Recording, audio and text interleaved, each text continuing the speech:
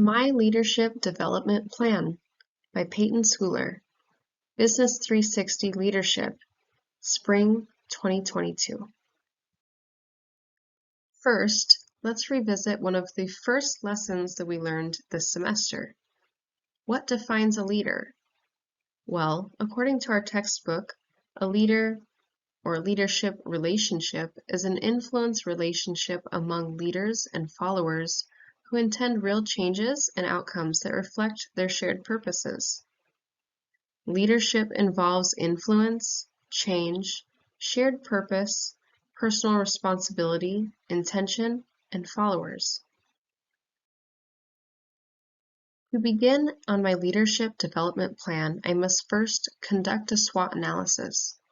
A SWOT analysis consists of strengths, weaknesses, opportunities, and threats.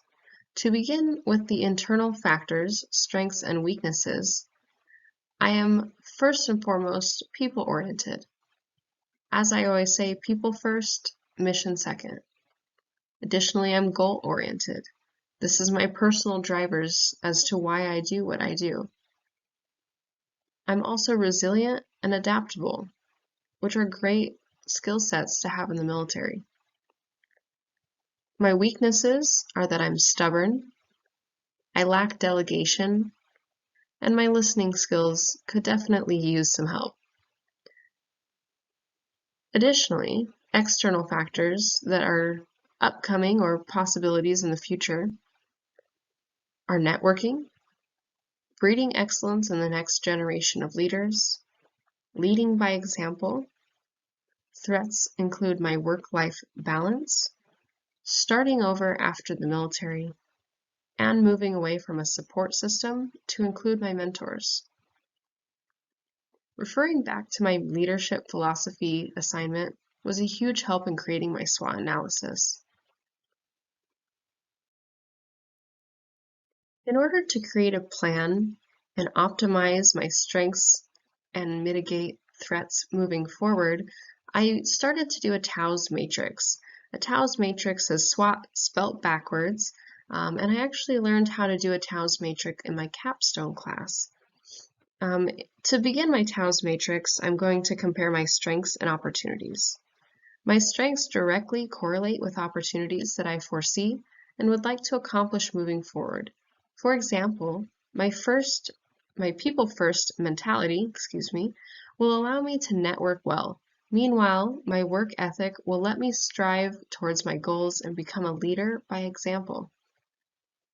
Moving on to my strengths versus my threats, I will be able to forecast potential threats, such as upcoming life events, career identity loss, and more, by beginning to prepare for possible outcomes and leveraging my strengths towards those possibilities. I can do this by remaining resilient and adaptable. Those are strengths that I have that will help me mitigate these threats moving forward. Continuing on my TAOS Matrix, I'm looking at my weaknesses now. Weaknesses versus my opportunities. While I'm still in the military, I can optimize my opportunities by searching for growth in areas such as delegation and communication skills. These are soft skills that will require practice throughout my professional and personal life, and I can use all the practice I can get while I'm in the military and after. But I can definitely sharpen those skills and improve upon those weaknesses. Moving on to weaknesses and threats. Understanding where my shortfalls are and where possible threats may arise, I can start working towards converting those weaknesses into strengths to better mitigate those threats. For example, instead of being stubborn or putting so much on my plate, I could ask for help and delegate to accomplish tasks that need to be done, whether this is at work or at home in the household. Those are things that I could definitely work on moving forward. Transitioning to my core values. After evaluating the list of core values that was provided to us recently, these are the 8 values that I chose: accomplishment, growth, stability, challenge, innovation, inclusivity, passion, and loyalty. These are all very important to me in all aspects of my life, which is why I've considered them my top core values probably since I started in the military and started developing myself as a leader. My vision statement is directly correlated to those core values. My vision statement reads, inspiring self-growth through mentorship, knowledge, dependability, and empowerment. I chose this as my vision statement because I think it directly tells what my followers will get out of me being their mentor.